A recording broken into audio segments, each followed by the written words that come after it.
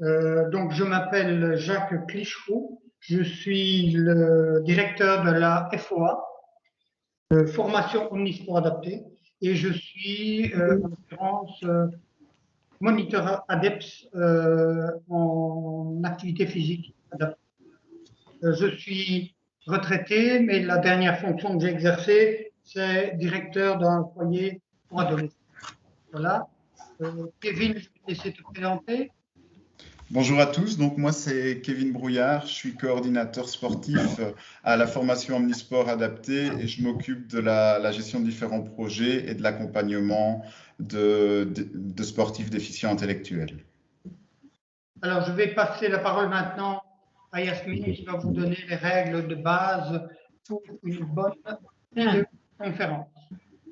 Bonsoir à tous, donc je suis Yasmine Sievenard et donc je m'occupe de tout ce qui est secrétariat et gestion administrative de la FOA.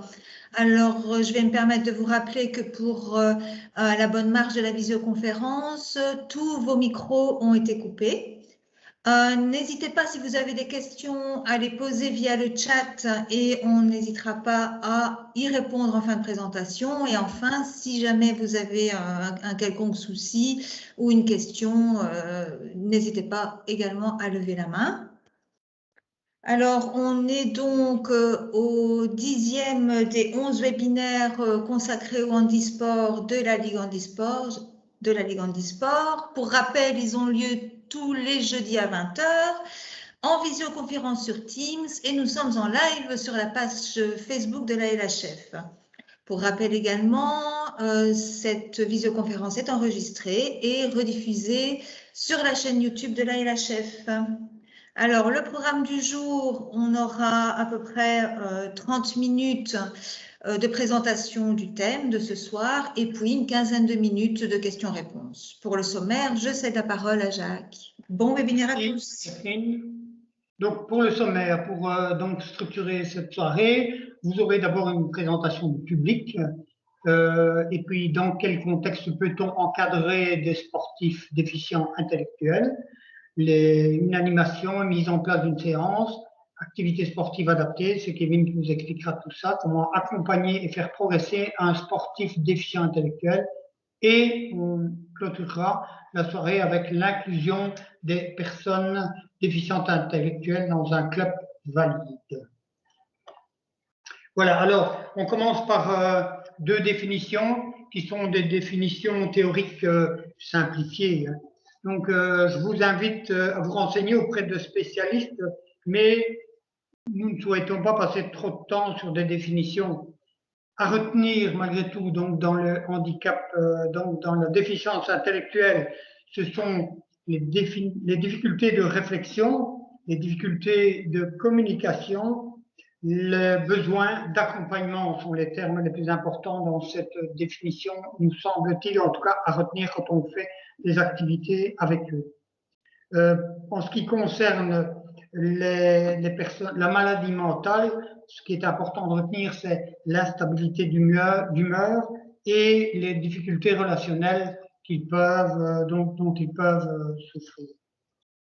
Dans la liste des malformations congénitales que vous voyez apparaître, mais vous avez les malformations, notamment la trisomie 21. Mais elles sont toutes caractérisées, mais la trisomie 21 est caractérisée, elle, par l'hyperlaxité ligamentaire qu'il est important de connaître parce qu'il peut poser des problèmes dans certaines activités sportives. Mais de manière générale, il ne faut jamais oublier que les handicaps surajoutés, dont l'épilepsie, qui est souvent présente, évidemment, qui est souvent présente. Donc l'épilepsie est un handicap surajouté dont il faut bien tenir compte. Alors il y a aussi la médication qui est souvent que prennent souvent les personnes handicapées et qui peut poser certains problèmes, notamment celui de sédaté. Donc Kevin y reviendra après, mais il est très utile de prendre les fréquences cardiaques régulièrement, surtout au début.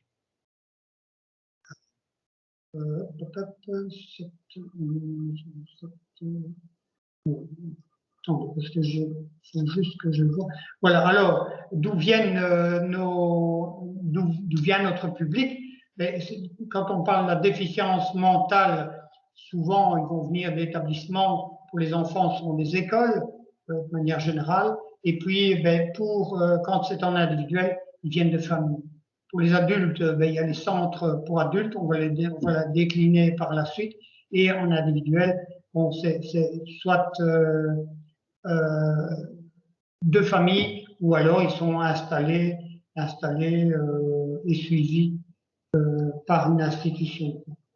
Alors, pour résumer un petit peu les difficultés qu'on peut rencontrer, voilà, elles sont ici bien définies: difficultés d'apprentissage, de compréhension, d'expression orale, des difficultés motrices, un schéma corporel qui n'est jamais très très net, et la temporalité qui est modifiée. Pour les troubles psychiques, on retrouvait le même schéma, c'est-à-dire que pour les enfants, ils sont en général dans des établissements spécialisés qui accueillent des personnes aux troubles psychiques, ou des écoles, et pour les adultes, souvent en psychiatrie, quoi, hein. Alors, de manière individuelle, on peut les trouver dans des habitats protégés, par exemple, en ce qui concerne les adultes. Les troubles psychiques dont il faut tenir compte pour les personnes qui souffrent de troubles psychiques: vous avez la concentration, des difficultés d'apprentissage, le schéma corporel qui est confus également, qui peut être confus, et la temporalité qui est modifiée. Mais vous avez ici effectivement aussi des aspects dont il faut tenir compte: c'est cette hypersensibilité et la gestion des émotions, qui peut être très complexe. Alors, d'où viennent toutes les personnes qui font partie de ce public?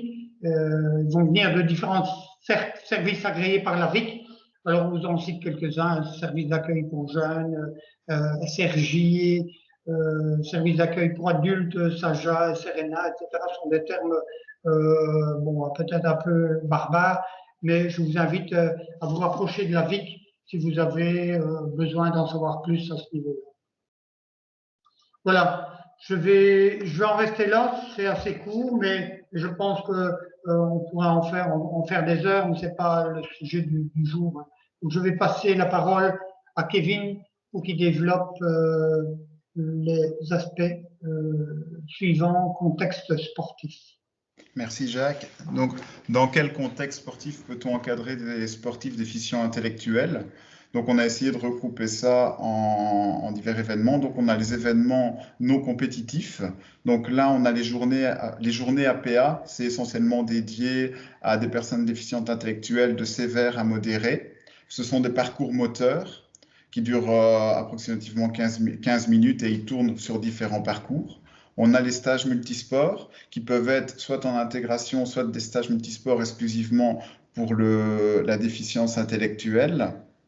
Et ils sont initiés à différents sports. Et alors, on a les camps sportifs qui peuvent être à l'étranger ou en Belgique sous des termes différents. Dans les événements compétitifs, nous avons les compétitions adaptées. Donc là, ce sont des compétitions exclusivement dédiées aux déficients intellectuels, avec des règlements qui sont adaptés en fonction des compétences de chacun. On a les compétitions intégrées, et là ce sont des compétitions qui sont intégrées lors d'une compétition valide. Elles sont exclusivement handicap mental, mais elles sont intégrées lors des compétitions classiques. Et alors on a les compétitions inclusives. Donc là, ce sont les athlètes déficients intellectuels qui participent aux compétitions avec les valides sans plus aucune distinction. Au niveau des suivis sportifs, là on est dans un cadre d'entraînement, donc minimum une fois par semaine. On a des entraînements adaptés, donc là ce sont des groupes de personnes exclusivement avec une déficience intellectuelle où les objectifs peuvent être bien différents, comme Jacques l'a expliqué plus haut, en fonction des différents critères. Les entraînements en intégration, donc là ce sont des groupes d'entraînement en même temps que les entraînements valides.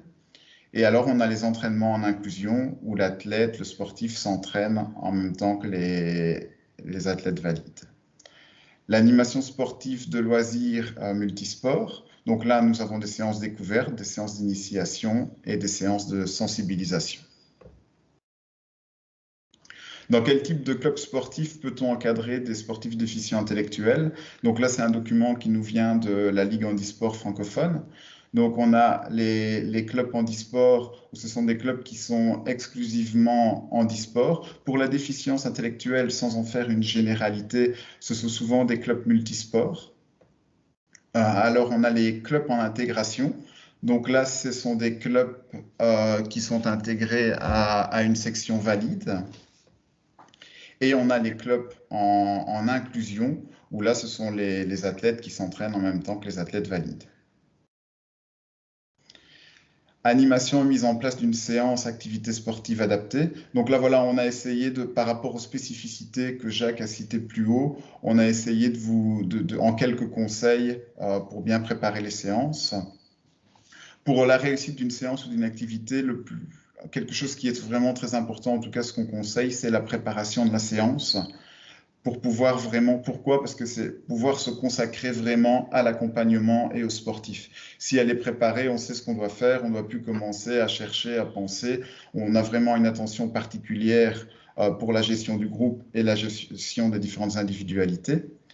Déterminer les objectifs de la séance, qu'est-ce qu'on veut faire, pourquoi on le fait, est-ce que c'est simplement une animation de loisir, une activité, on veut jouer au foot avec eux, on prépare quand même une activité qui est d'1 heure, est-ce que c'est un entraînement, une séance spécifique, tout ça doit être déterminé à l'avance. Observer le public concerné, les caractéristiques, les aspects sécuritaires, se documenter sur l'activité physique que l'on veut enseigner. Si on n'est pas obligé d'être spécialiste, en tout cas pour une animation one-shot, on n'est pas obligé d'être spécialiste dans le sport, mais on doit faire attention, on doit quand même maîtriser plus ou moins J'ai un écho, c'est horrible. On doit quand même se renseigner sur l'activité. Vérifier les infrastructures, donc là c'est la sécurité, le matériel, avoir la trousse de secours, le défibrillateur, toute la routine habituelle. Prévoir différentes adaptations, ça je l'expliquerai tantôt, mais il faut à chaque fois éviter l'échec. Donc on va prévoir différents exercices pour différents niveaux. Le mieux, c'est de connaître le groupe. Maintenant, dans des stages, si vous devez aller donner des séances dans des stages, dans des centres ou des séances de découverte, vous ne connaissez pas nécessairement le groupe. Donc là, il faut vraiment prévoir ces adaptations. Essayer soi-même la séance et son activité. Oui. Donc, structurer et dynamiser chaque séance. Donc ça, c'est vraiment aussi important, c'est qu'elle soit bien structurée avec la mobilité articulaire. Enfin, on entre dans la séance, mobilité articulaire, échauffement, ce qu'on veut travailler, le corps de séance, retour au calme et le débriefing. Préparer le terrain et les ateliers à l'avance afin d'éviter les temps morts. C'est toujours la même chose, on se concentre vraiment sur le sportif et les athlètes. Baliser le terrain avec des repères visuels, comme l'a expliqué Jacques, ils ont souvent des problèmes dans les... Oula. On a perdu Kevin. Là, il y a un petit problème. Voilà. Expliquer le déroulement de l'ensemble de la séance avant chaque entraînement. Ça, c'est vraiment important parce que vous allez... ça va rassurer la plupart des personnes, puis vous allez éviter quand même pas mal de questions. Tiens, qu'est-ce qu'on fait après? Ils vont vouloir se projeter, ça va éviter pas mal de problèmes. Donc, ça va éviter des angoisses et ça va éviter aussi le fait qu'ils vont vous poser plein de questions pour savoir ce qu'ils vont faire après. Ils vont être focalisés sur le futur. Donc, prendre le temps de rentrer dans l'activité. Ils viennent de chez eux, ils viennent de l'école. Il faut vraiment les laisser souffler, pas les houspiller au moment de prendre l'activité. On les laisse aller rentrer calmement dans l'activité. Varier les situations, éviter la lassitude. Mais là, c'est surtout pour les personnes avec une maladie mentale. On a quand même bien remarqué qu'ils ont du mal à se concentrer sur une habileté ou sur un exercice. Donc, si ça dure plus de 5 à 10 minutes, généralement, il va vous dire qu'il est fatigué, qu'il a mal quelque part et il va vouloir se retirer. Et là, on est en situation d'échec. Donc, le mieux, c'est vraiment d'éviter cette lassitude par de la motivation et par les changements d'exercice. Et éviter ou de dramatiser l'échec pour garder la motivation intacte. Prévoir 2 activités de réserve, observer les réactions lors des entraînements, ne pas hésiter à adapter afin d'éviter toute angoisse. donner lentement les instructions et s'assurer que tout le monde est compris. S'il n'est pas compris, on évite de polariser l'attention, on va avec lui pour lui expliquer ou on le fait à côté de lui. Être attentif au dépassement de soi, ça c'est vraiment très très important, c'est contrôler l'effort tout le temps, ils n'ont pas les mêmes, enfin certains ne savent pas exprimer ou n'ont même pas ce ressenti d'être dans le rouge, donc il faut vraiment avoir un œil attentif là-dessus, surtout quand on ne connaît pas l'athlète, donc c'est prise de pouls et l'observation. Garder la motivation intacte, ça doit être votre premier objectif, c'est à la fin de votre séance, ils doivent avoir envie de revenir à la prochaine séance. Et ça, pour toutes les séances d'animation ou d'entraînement, c'est vraiment important. Répéter souvent les apprentissages, gérer le groupe et prévoir un débriefing verbal à la fin de la séance. C'est vraiment important que chacun puisse avoir son temps de parole, même si vous avez l'impression... Enfin, certains ne parlent même pas, mais c'est quand même important de lui laisser le temps. Il va peut-être faire des gestes ou je pense que c'est vraiment important que chacun ait son temps de parole. Voilà. Comment accompagner et faire progresser un sportif déficient intellectuel? Ce qu'il faut savoir, c'est que toute personne, peu importe sa déficience ou son potentiel physique, il peut pratiquer une activité sportive et il est capable de progrès. Ce qu'il faut, c'est repérer son point de départ. Les progrès peuvent être infimes et particulièrement lents, mais à chaque fois, on en a. Alors, on a essayé en fait de structurer une méthode de travail pour arriver à ces progrès et pour pouvoir mettre en place des entraînements corrects par rapport aux spécificités que Jacques, encore une fois, les a citées ci-dessus. Donc, on a la prise de contact et l'entretien, la séance d'essai, donc c'est une sorte d'évaluation, le projet sportif et la planification et la construction des séances. La prise de contact et l'entretien, c'est une rencontre entre l'entraîneur et la personne désireuse de faire du sport et de ses responsables. On va écouter ses attentes et ses objectifs et on va surtout avoir une idée de savoir si on est capable, par rapport au groupe d'entraînement que l'entraîneur a, si on est capable de l'intégrer à notre groupe ou si on est capable de lui offrir un projet sportif. Les points à aborder avec la personne déficiente intellectuelle candidate à la pratique sportive, c'est pourquoi est-elle intéressée par le sport? Est-ce que c'est elle? Est-ce que ce sont ses parents? Est-ce que ce sont les éducateurs? Pour quelles raisons? Est-ce que c'est pour une question de santé? Socialisation, c'est vraiment important de savoir tout ça. Son âge, son passé sportif. Son autonomie, est-ce qu'elle est capable de se débrouiller seule? Est-ce qu'elle peut quitter le groupe d'entraînement, aller aux toilettes seule? Est-ce qu'elle est capable d'aller chercher son eau toute seule, revenir? Est-ce qu'elle est capable à la fin de la séance d'aller attendre son éducateur ou ses parents? Ce sont des choses aussi qu'il faut tenir compte pour éviter certains problèmes. Sa personnalité, son handicap et ou maladies associées, ça, je ne crois pas qu'il faut vraiment, on le met dans l'entretien, mais il ne faut pas vraiment se focaliser là-dessus. Ça, vous allez le voir avec les observations et après, vous pouvez aller vous renseigner, vous, par curiosité, mais il faut voir surtout, c'est l'athlète en soi et pas tellement l'étiquette du handicap ou de la maladie associée. Mais voilà, c'est quand même important de le savoir et de se renseigner par la suite. Les vigilances particulières, donc si les frustrations, les fugues éventuelles, de savoir qu'est-ce qui peut la frustrer, qu'est-ce qui la met dans des situations d'angoisse, ça c'est très important, et de savoir, de mettre qu'est-ce qu'on peut faire pour l'éviter, et alors de savoir si jamais ça arrive, quel protocole on met en place, qu'est-ce qu'on fait. Ça, on regarde ça avec les parents et où sont responsables. Son comportement, prévention et gestion, de savoir un petit peu à qui on a affaire. La présence éventuelle d'une médication, posologie et de nous le signaler s'il y a des changements, si on entreprend le projet sportif. Les problèmes de santé, donc là vraiment important, diabète, asthme, épilepsie, les procédures à suivre et le protocole.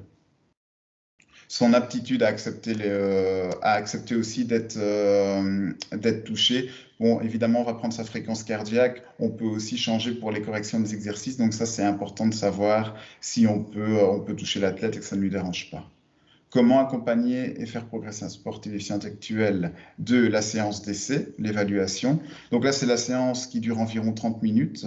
On va observer les aspects physiques, cognitifs et relationnels du sportif. C'est un premier contact pour déterminer l'accompagnement qui sera nécessaire en vue du suivi. Donc, c'est de savoir, est-ce qu'il peut intégrer notre groupe? Est-ce qu'on doit le prendre en individuel? Est-ce qu'on va créer un groupe autour de lui? Ce sont toutes ces questions que l'entraîneur devra se poser après. Les objectifs, établir un premier contact, découvrir l'environnement du sportif, observer sa connaissance du schéma corporel, évaluer ses repères dans l'espace, évaluer sa compréhension, évaluer ses habiletés motrices, sa condition physique. Sa condition physique, attention, c'est se donner une idée de savoir s'il va pouvoir suivre et de savoir vers quoi on va le diriger, mais on ne fait pas vraiment les tests à proprement parler, hein. C'est juste pour avoir une idée de sa condition. Observer sa capacité de concentration sur un même exercice. Est-ce qu'il saura tenir, est-ce qu'il va pouvoir intégrer le groupe avec cette concentration? Ce sera à déterminer. Et alors, bien sûr, évaluer son attention. Comment construire sa séance d'essai? Donc là, je vous ai mis un exemple de séance. Maintenant, elles doivent être adaptées par rapport au sport, par rapport à ce qu'on veut, si c'est un apprentissage vélo, de la marche, un programme de projet santé. Mais ça donne une idée. Je ne vais pas énumérer tous les points, mais je vais quand même en faire quelques-uns. Donc moi, généralement, nous, ce qu'on fait, c'est directement, c'est la prise de fréquence cardiaque. Donc, on va déjà voir sa fréquence cardiaque au repos. La mobilité articulaire, pourquoi? Parce que c'est ce qui permet de rentrer dans la séance et on va pouvoir évaluer, de savoir comment on va communiquer avec elle et savoir comment elle nous comprend. Donc, d'abord, on va mettre par exemple la tête en haut, tête en bas, on va voir si elle fait la même chose. Puis, on va lui donner des indications. Mets tes mains sur les genoux. On va voir si elle sait mettre ses mains sur ses genoux ou pas. Et on va utiliser cette observation lors de cette mobilité articulaire. L'échauffement après on reprend la fréquence cardiaque, puis on refait un échauffement sur un circuit fermé. Donc là, en fonction de la personne, on va alterner marche et course. On le fait avec elle au début, on reprend sa fréquence cardiaque après un tour. Et puis, si elle en est capable, on la laisse aller toute seule sur le tour. Et on va observer de savoir, tiens, est-ce qu'elle est capable de respecter les rythmes du début? Est-ce qu'elle est capable de respecter le circuit fermé ou est-ce qu'elle se perd? Est-ce qu'elle est perdue? On va voir, c'est un peu son autonomie d'entraînement. Après, bon, là, c'est plus spécifique course, mais on a les éducatifs, le gainage. J'aime bien tester l'équilibre, peu importe les tests, que ce soit pour l'athlétisme ou la santé, ça je le fais à chaque fois. Et après, certaines vitesses de réaction par des jeux de vitesse. Les couleurs, surtout pour les enfants, si on veut les intégrer dans des groupes pour les jeunes, on joue souvent avec les couleurs, donc de savoir s'ils maîtrisent les couleurs ou pas. On termine par un lancer ou un saut, et après on a le ressenti de l'athlète. Une fois qu'on a fait ça, on va définir le projet sportif avec ses parents ou ses éducateurs et lui. On va lui définir des objectifs à court, moyen et long terme et définir les étapes. Ça va lui permettre d'avoir à chaque fois un objectif à court terme, mais après aussi d'autres perspectives d'avenir. Et pour la motivation, c'est vraiment important. Et on va toujours, en tout cas nous on conseille, c'est de privilégier l'autonomie de l'entraînement avant d'être trop spécifique. Donc, c'est apprendre l'athlète à s'entraîner. Donc, on va lui apprendre à s'échauffer, on va apprendre la mobilité articulaire, apprendre les différents apprentissages, les différents règlements du sport par différents thèmes, et enfin les étirements et le retour au calme. On a créé pour ça, on a créé une pyramide de suivi qui est intéressant et qui peut être utilisé dans pas mal de sports. Entraînement, santé, loisirs. Donc là, ce sont des parcours moteurs. Les entraînements et compétitions adaptées, donc là, c'est vraiment un protocole sur l'autonomie de l'entraînement. Donc à la fin, l'objectif, c'est qu'ils puissent intégrer des clubs valides, les entraînements intégrés et puis les entraînements inclusifs où là, on est plus dans la gestion du comportement quand ils sont en entraînement inclusif et alors sur la décomposition des activités et des apprentissages. On va vraiment décomposer, on va voir leur point de départ sur ce qu'on souhaite et on va essayer de décomposer pour arriver à une technique correcte. Comment favoriser la réussite du projet sportif? Quelques pistes. Les objectifs, ils doivent être réalistes et réalisables parce que s'ils ne les réalisent pas, ils risquent d'abandonner. Donc, fixer des objectifs plus bas et après rajoutez-en au fur et à mesure. Avoir une bonne organisation et une bonne planification, ça c'est pour moi la clé de tout, je pense. Assurer la progressivité, apprendre à connaître l'athlète. On l'observe, on établit une relation de confiance avec lui, adapter les techniques et les habiletés de façon à tenir compte du niveau de développement de l'athlète, informer l'athlète de la direction qu'il prend, mettre l'accent sur ce que l'athlète est capable de faire et pas l'inverse, ne corrigez pas les défauts, c'est souvent et je l'ai fait aussi, mais ne pas corriger les défauts, mettez l'accent sur ce qui est capable de faire et vous verrez que le reste va suivre, au niveau de la confiance, il va prendre confiance et on arrive à pas mal de progrès. Éviter les lassitudes, découvrir ce que motive l'athlète, établir un lien avec une personne ressource. Donc il faut vraiment garder le contact avec son éducateur ou ses parents et avoir des contacts après les entraînements. Quelquefois, nous, ça nous échappe, il y a peut-être un petit problème qui nous échappe, on a un groupe et on pense que tout va bien, on lui demande ça va, ça s'est bien passé l'entraînement, oui, il rentre dans le véhicule et en fait, il y a quelque chose qui n'a pas été. Donc, c'est vraiment important d'avoir la relation avec les parents et d'établir cette relation de confiance. La chose qu'il faut retenir, c'est qu'il faut utiliser le sport comme outil d'épanouissement et que ça ne doit pas être une source d'angoisse. La planification et la construction des séances. Bon, là, c'est un exemple. Hein. Si vous avez des questions, n'hésitez pas à revenir vers nous. On se fera un plaisir de répondre. Nous, on se fixe sur court et moyen terme des objectifs pour chaque tranche. Donc, les mobilités articulaires, les échauffements, les éducatifs, les apprentissages. On se fixe à chaque fois des objectifs en fonction de leur point de départ. Ça, je vous laisserai consulter à votre aise et si vous avez des questions, n'hésitez pas à revenir vers moi ou si vous suivez des formations, on en parle assez explicitement. L'inclusion des personnes déficientes intellectuelles dans un club valide, quelques conseils d'une expérience de terrain. Alors, on va pas, là aussi, on pourrait faire un webinaire rien que sur ça, donc on va mettre simplement quelques points. L'inclusion sociale et sportive dans un club sportif, c'est un objectif que tout le monde, tous les parents, tous les responsables souhaitent réaliser. Mais quand on regarde sur le terrain, le nombre de sportifs déficients intellectuels inclus dans des structures valides est vraiment peu élevé et dépend de la bonne volonté et l'énergie de quelques personnes. Alors, on a essayé de réfléchir à ces différentes raisons. Et la première, c'est que l'inclusion, elle est pas faite pour tout le monde, et ça, c'est une réalité. Soit parce que ces athlètes n'en ont pas envie, ils préfèrent rester entre eux, ça limite les angoisses, ça limite les frustrations, et soit parce que simplement les personnes n'en sont pas capables. Mais c'est pas grave, c'est pas pour autant qu'ils ne sont pas capables de s'entraîner avec des athlètes valides, qui ne sont pas capables de performer et qui ne sont pas capables de faire du sport. Il y a d'autres moyens pour qu'ils puissent performer et devenir des sportifs à part entière. Alors on a le manque de connaissances du milieu de la déficience intellectuelle au niveau des entraîneurs, même si ici en Fédération Wallonie-Bruxelles, on voit que ça bouge pas mal depuis un certain temps. Le temps à y consacrer. Donc, c'est-à-dire que l'athlète, en général, les entraîneurs sont souvent des bénévoles, des gens qui font ça en plus de leur travail. Ils ont leur groupe valide. Ils n'ont pas nécessairement le temps de pouvoir accorder à la personne déficiente, et il en faut. Et alors, bien sûr, les moyens.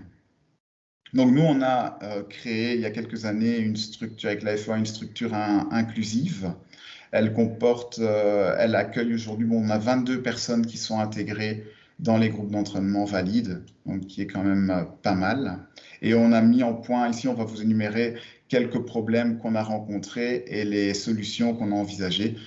C'est très minime, hein, mais on a mis les plus régulièrement rencontrés. Donc on a la grosse difficulté, c'est le transport. Donc les heures d'entraînement sont le soir et généralement pour les éducateurs, quand ils sont dans un milieu institutionnel, c'est l'effectif réduit, donc c'est difficile de se déplacer avec une personne. Là, il existe des solutions personnalisées, les Croix-Rouges, Taxi Social, bénévoles, et généralement les communes, si vous souhaitez mettre ça dans votre club, les communes sont assez partantes de vous aider pour les transports et n'hésitent pas à communiquer avec vous. Donc il y a des solutions. La difficulté du sportif à trouver sa place. Mais là, je vous dis, c'est pour ça que le test d'aptitude est vraiment important pour savoir où il en est, est-ce qu'il est capable de s'intégrer tout de suite ou pas, et si pas, qu'est-ce qu'on fait pour le préparer à l'intégration. Donc là, on a la création des groupes où il va s'habituer progressivement à courir à faire du sport avec les autres. Le manque de repères et la résistance au changement. Donc là, il arrive dans un milieu, il fait peut-être du sport chez lui, il court peut-être tout le temps chez lui, il fait du ping-pong, il joue peut-être très bien, peut-être mieux que certains valides, mais une fois qu'ils arrivent dans une structure ordinaire, eh ben, ils n'ont pas tous ces codes. Ils n'ont pas ces codes de l'échauffement, ils n'ont pas ces codes des différentes techniques. Pour l'athlétisme, ils peuvent courir dans différents couloirs, ils ne vont pas faire attention aux autres, ils vont toujours parler, ça peut déranger, et c'est pas une honte, mais ça peut déranger les athlètes qui viennent pour s'entraîner. Donc, il faut préparer tout ça, et en les préparant et en les intégrant progressivement, eh ben, on arrive à de bons résultats. Le regard sur la différence, ben là, au début, et c'est surtout avec les enfants, il polarise l'attention, hein, tout le monde le regarde, il ne sait pas faire les exercices ou alors il est un petit peu perdu, et ça peut mettre une démotivation. Donc, ce qui est important, c'est de discuter avec le groupe valide, les préparer. Nous, ici, ça fait quelques années, donc on n'a plus besoin de ça, c'est entré. D'ailleurs, on ne soulève même plus les questions, on n'a plus jamais de problème, c'est dans la philosophie du club. Mais au début, il faut entrer cette philosophie, il faut faire venir cette philosophie. On a l'observation, le moindre problème, et il peut en avoir, mais voilà, les filles, ça peut rester un gros problème. Donc, si on voit qu'ils se rapprochent, il faut tout de suite mettre la main dessus et discuter avec eux, essayer de gérer ce problème. On a des petites moqueries, hein, surtout chez les jeunes. Donc là aussi, c'est observer et directement remédier le problème. La prévention et la gestion rapide, bon, ça je l'ai déjà expliqué, des différents problèmes. Voilà. Je me suis dépêché. Oui, merci beaucoup, Kevin. Je mets bien presque une conclusion là, que les filles sont un problème. Voilà, enfin, on aura le temps d'en discuter. Mais on sent très bien qu'on a voulu concentrer énormément de choses et dire beaucoup de choses. C'est un sujet qui demande tellement qu'on puisse en parler. Je crois qu'effectivement, comme vous l'avez dit, ça se passe sur le terrain, c'est du concret, et les discussions doivent être nombreuses pour arriver. On doit avoir beaucoup d'échanges pour arriver à un résultat positif. Mais je retiens ça aussi dans ce que Kevin a pu dire, c'est positiver. Je crois que c'est vraiment quelque chose de très important, et de prendre les choses dans le sens de la réussite et pas de mettre le doigt sur l'échec. Voilà, je conclurai comme ceci en disant que la FOA elle propose depuis quand même déjà plus de 40 ans des activités, un tas d'activités, des championnats, des séjours, etc. Et voilà, on est à votre écoute, et voilà, vous avez les contacts de la FOA, de la LHF.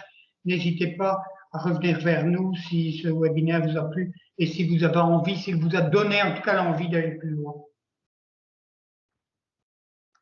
Oui, donc on va terminer par les questions-réponses, mais je vais vous rappeler avant ça qu'il y aura une rediffusion de ce webinaire dès demain sur YouTube, et que bien, la semaine prochaine, c'est le dernier de toute la série de webinaires de la LHF, donc le 3 juin, dont le thème sera « Toutes les clés pour obtenir du financement pour votre club ». Donc voilà, n'hésitez pas à vous connecter la semaine prochaine.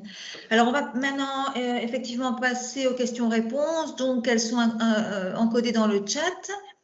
Maintenant, si vous en avez, n'hésitez pas, hein, je les lis au fur et à mesure. Je vais commencer par Loïc Roland. Il y a une question. Lors de l'entretien, comment faire si on ne reçoit pas toutes les infos ou si les parents n'ont pas eux-mêmes toutes les infos? Je commencerai peut-être avant de passer la parole à Kevin par rapport à ce sujet-là. C'est dire que je pense que tout ça mérite, a besoin de beaucoup de prudence, hein, quand on a la liste des points sur lesquels il faut être attentif.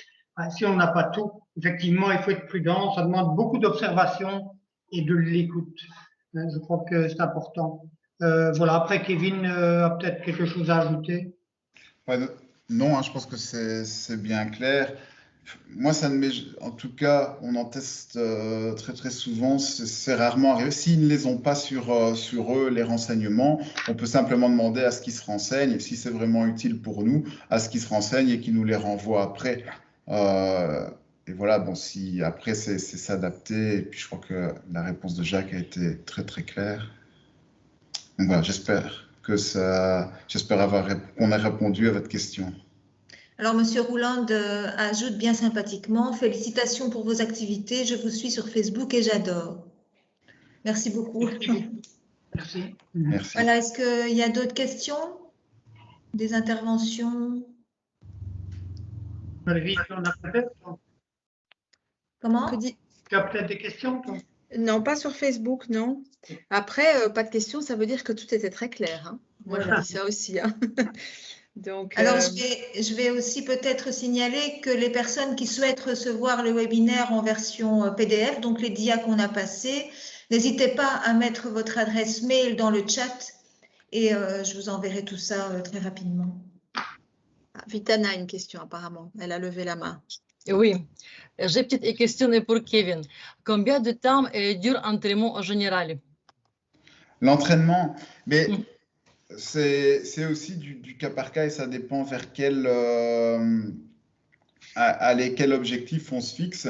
Mais moi, j'aime bien me diriger quand même vers des entraînements de minimum 1 heure. Et c'est à nous adapter pour qu'ils puissent tenir 1 heure. Puisque l'objectif, c'est quand même d'arriver, de les faire progresser, d'arriver à une intégration, même s'ils n'y arrivent pas, mais on doit quand même avoir ça dans la tête. Donc, on essaie quand même de tenir 1 heure. C'est vraiment, au début, voilà, c'est vrai qu'après 45 minutes, quand on n'a pas l'habitude, et au début, quand j'ai commencé, on fait des entraînements, et ben, on se rend compte qu'après 45 minutes, et ben, ils sont KO et on ne va pas plus loin. Ben, ce n'est pas grave, on arrête à 45 minutes.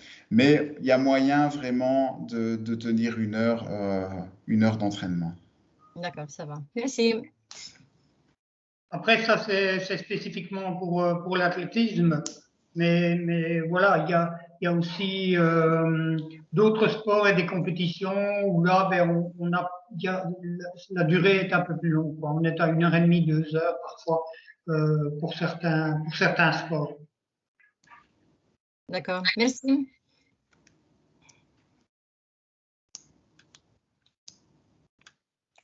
Il y a encore des questions? Ah, encore une. Il y a quelqu'un qui a fait la main? Je ne vois pas. Loïc, Oui. Monsieur Roland. Ah, Mais moi, j'ai une petite question, mais par rapport à ce que j'ai dit juste avant, en fait, j'ai un nouvel athlète en piscine et ses parents et le médecin ont diagnostiqué une certaine, je vais dire, pathologie. Et en fait, en regardant et en nageant avec lui, on se rend compte qu'il y a beaucoup plus que ça. Et donc, c'est ça. Enfin, comment est-ce que je fais par rapport aux parents qui m'ont clairement dit qu'ils ne savaient pas plus? Est-ce que je peux leur demander d'avoir un avis médical supplémentaire ou comment faire en fait? Je ne sais pas si vous avez la réponse. Je ne sais pas si...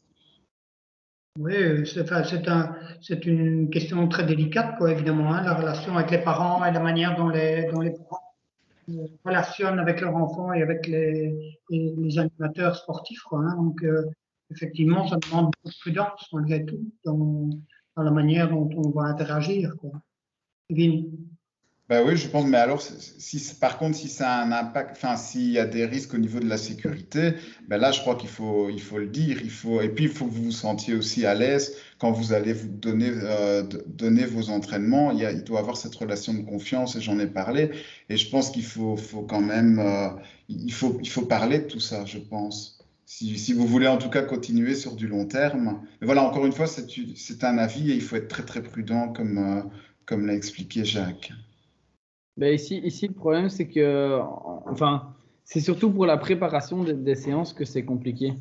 Parce que l'encadrement en piscine, ben, ça se passe, mais vu qu'on ne sait pas clairement ce qu'il a, on ne sait pas préparer correctement les séances, en fait.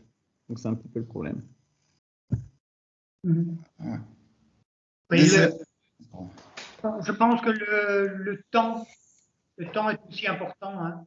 Et bon, mais la relation de confiance, elle se construit dans le temps. Et bon, ben, il y a aussi des moments qui sont favorables à la discussion. Et c'est ceux-là qu'il faut peut-être essayer de favoriser, pouvoir se rencontrer une fois dans un autre contexte, pour pouvoir expliquer les difficultés qu'on rencontre. L'importance, je pense aussi, ce qui est vraiment primordial, c'est de ne pas porter de jugement. Et ça aussi, c'est important, ça permet de se mettre en confiance. Ok, merci. C'est difficile de répondre à ce type de questions parce qu'évidemment, on touche à une individualité, à une personne, et voilà, chaque cas est particulier de fait. Hein, donc la manière d'être et d'agir va être, je pense, en fonction des personnes, donc ça va être très individualisé aussi. Est-ce que je peux suggérer peut-être, parce que c'est vrai que c'est délicat évidemment de parler de quelqu'un en direct comme ça, on est quand même oui, enregistré. Peut-être ça peut être bien si Loïc peut prendre contact avec vous, enfin avec toi Kevin, de manière peut-être plus individuelle par la suite, pour peut-être pouvoir donner plus d'explications, parce que je comprends bien qu'il n'a peut-être pas envie d'expliquer ici dans le chat ou dans le live les détails de son problème. Est-ce que ça pourrait vous convenir? Oui, j'ai l'adresse mail de monsieur, j'enverrai les coordonnées. Super. Merci beaucoup. Pas de souci.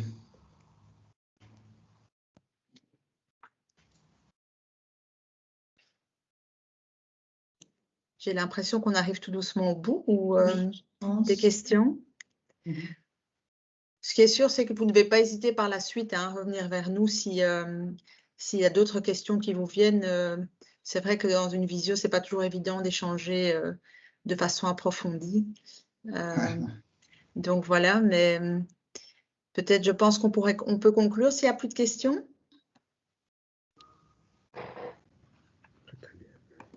Ah, il y a un petit mot dans le chat. C'était très intéressant et utile. Merci à Kevin et Jacques. Attendez, je rentre dans le truc. Voilà. Est-ce possible d'avoir l'attestation de présence pour ce webinaire? Donc, c'est Vitana qui demande. Oui, on va s'en occuper, Ça, mais il faudrait que tu nous envoies un mail, Vitana, pour ça. Un petit mail pour nous le rappeler. Tu peux m'envoyer ça à moi ou à Yves. Ah, d'accord, ça va. Ça va, ok, merci. Ça va. Pas de souci. Alors, je vous propose en tout cas de clôturer le live, de vous souhaiter à tous une bonne soirée. On peut encore continuer après en off, mais je vais en tout cas clôturer le live sur Facebook. Très bien. Voilà. Merci beaucoup pour À l'audience. bientôt. Merci à vous. Au revoir. Bonne soirée. Au revoir. Merci beaucoup. Au revoir.